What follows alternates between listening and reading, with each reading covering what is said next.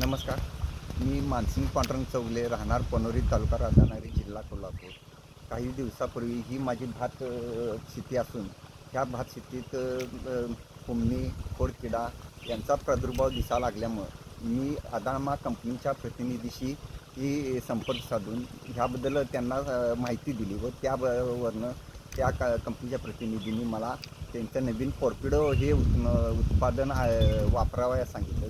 त्याप्रमाणे मी पनोरीतील वैष्णव ॲग्रो यांच्याकडून टॉर्पिडो हे उत्पादन घेऊन खतात मिक्स करून ह्यात मारलं व ह्यामुळे मला हुमणी व खोडकिडा यांचा पूर्णपणे नायनाट झाल्याचे दिसून आले व त्याप्रमाणे ह्यात झिंक हे खत ॲडिशनल खत असल्यामुळे हे भाताला काळोखी व फुटव्याची संख्या उत्तमरित्या आल्याचे मला निदर्शनास आले व ते तुम्ही पाहू शकता.